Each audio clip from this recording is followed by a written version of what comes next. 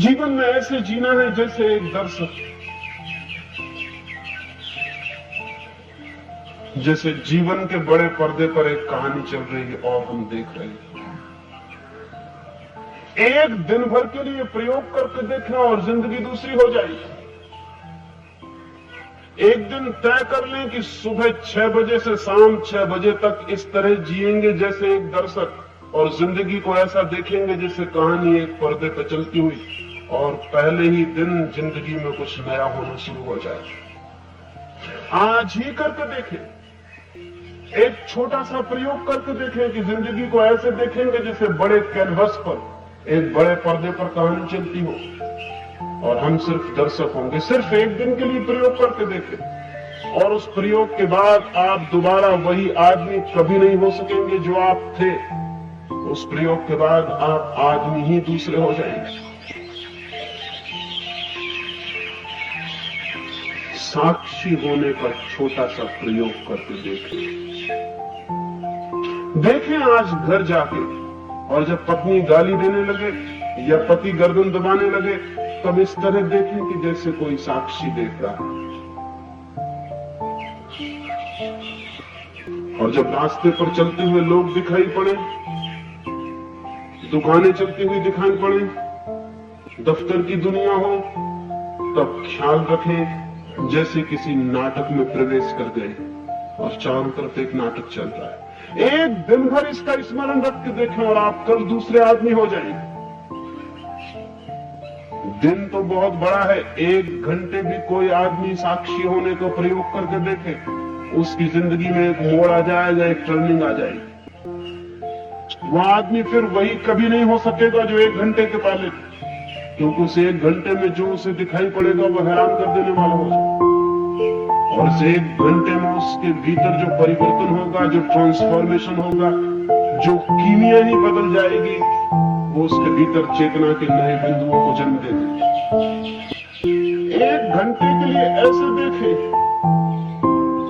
कि अगर पत्नी गालियां दे रही, अगर मालिक गालियां दे रहा, तो ऐसे देखें कि जैसे आप सिर्फ एक नाटक देख रहे हैं। फिर देखें कि क्या होगा, सिवाय हंसने के और कुछ भी नहीं होगा, सिवाय हंसने के और कुछ भी नहीं होगा। भीतर एक हंसी फैल जाएगी और चित्त एकदम हल्का हो जाए। और कल यही गाली बहुत भारी पड़ गई होती, पत्थर की तरह छाती पे पत्थर बन के बैठ गई होती, इस गाली ने भीतर जहर पैदा कर दिया होता, इस गाली ने भीतर प्राणों को मत डाला होता, इस गाली ने भीतर जाके जीवन को एक संकट, एक अशांति पैदा कर दी होती। जिंदगी एक प्रतिक्रिया बन जाती है, एक रिएक्शन बन जाता, जिंदगी एक तूफान और एक आंधी हो जाती। वही गाली आज आई थी, और इधर भीतर अगर साक्षी है तो गाली ऐसे ही बुझ जाएगी जैसे अंगारा पानी में पड़कर बुझ जाए और राख हो जाए, और आप देखते रह जाएंगे। और तब हैरानी होगी कि यही गाली कल पीड़ित करती थी, आज क्या हो गया।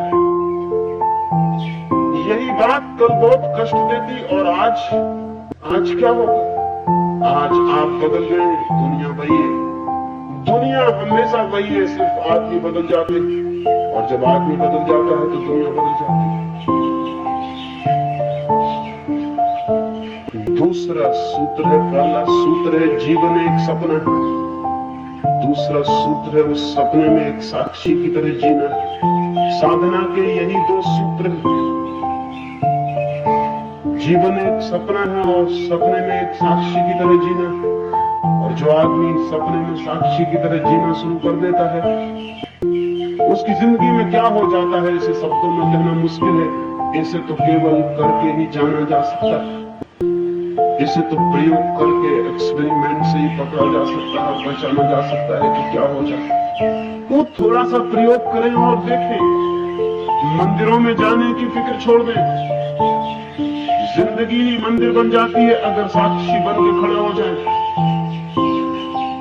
पहाड़ों पर, हिमालय पर जाने की चिंता छोड़ दें, वो जिंदगी यही इसी क्षण तीर्थ बन जाती है अगर साक्षी बन जाए।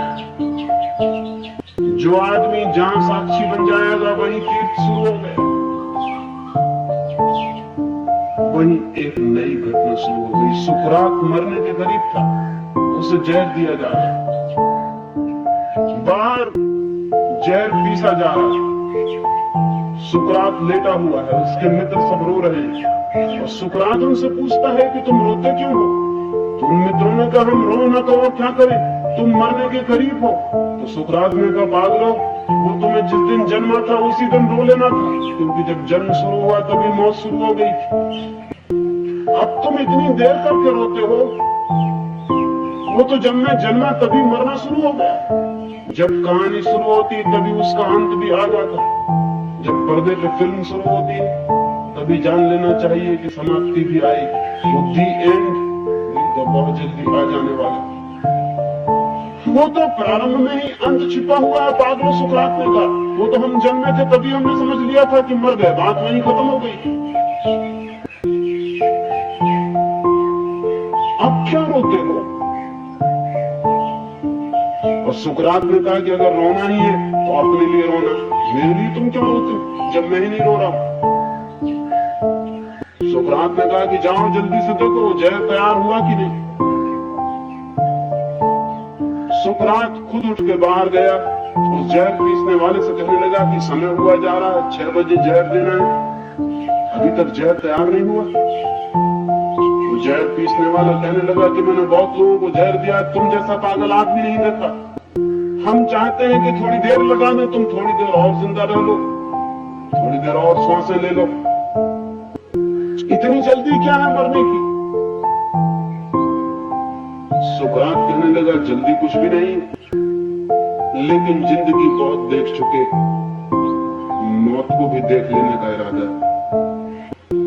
जिंदगी का सपना बहुत देख चुके, अब ये नई कहानी मौत की भी देख लेना चाहते हैं। इसलिए बड़ी उत्सुकता है कि जल्दी अब ये फिल्म खत्म हो और नई फिल्म शुरू हो, नया नाटक शुरू हो।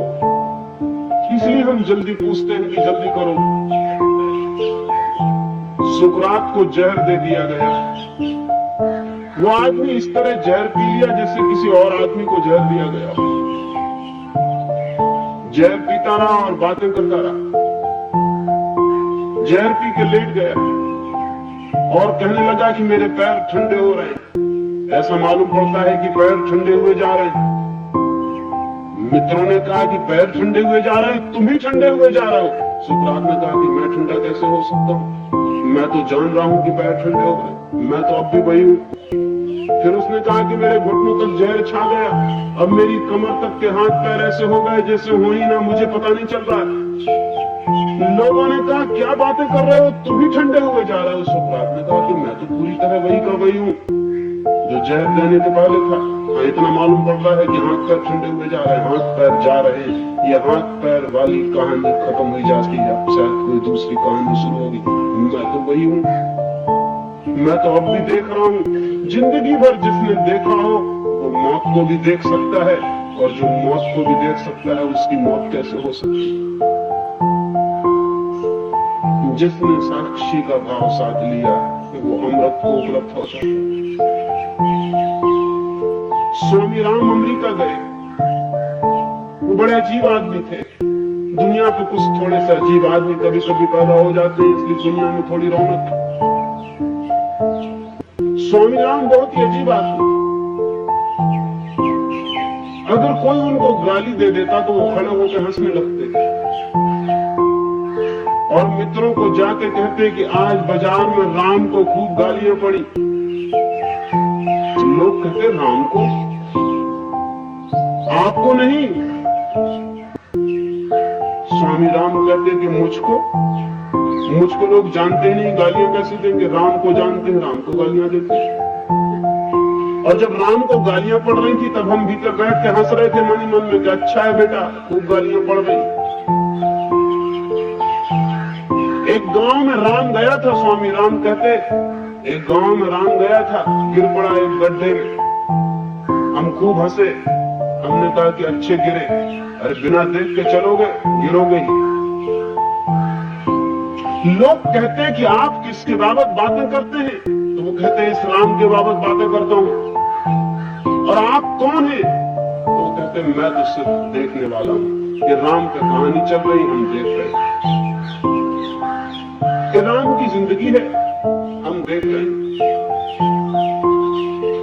ये जो देखने की बात है, ये जो देखने की तरकीब है, ये जो देखने का टेक्निक है, जिंदगी के प्रति साक्षी हो जाने की ये जो कला है, ये धर्म का सारभूत रहस्य। देखें जिंदगी को एक साक्षी हो और तब एक नई जिंदगी की शुरुआत हो जाती है। वो नई शुरुआत सत्य पर ले जाती है, उस सत्य पर जिसका न कभी कोई जन्म हुआ, उस सत्य पर जिसकी न कभी कोई मृत्यु होती है, उस सत्य पर जो कहानी नहीं है, उस सत्य पर जो सपना नहीं है। लेकिन अगर हम इस सपने में और कहानी में ही खोए रहे तो शायद उस कहानी कभी भी पता नहीं चलता। बहुत कम सौभाग्यशाली लोग हैं जो जीवन के सत्य को जान पाते। अधिक लोग जीवन के सपने में ही जीते हैं और समाप्त हो जाते हैं। सपने से जागना है ताकि सत्य उपलब्ध हो सके, और कहानी से जागना है, नाटक से जागना है, अभिनय से जागना है, ताकि वो जाना जा सके जो अभिनय नहीं है, जो नाटक नहीं है, जो कहानी नहीं है।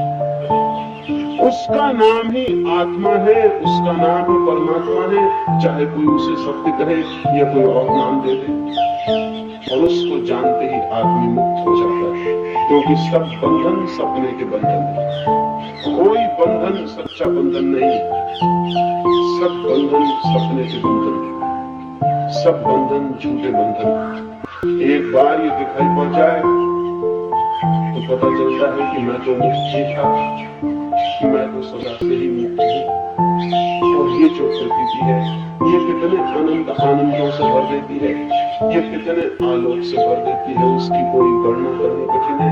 इनमेजरेबल, उसको नापने का कोई उपाय नहीं, उसे शब्दों में कहने का भी कोई उपाय नहीं, उसको अभिव्यक्ति देने का भी कोई मार्ग नहीं। उसे तो बस जाना जा सकता है और जिया जा सकता है।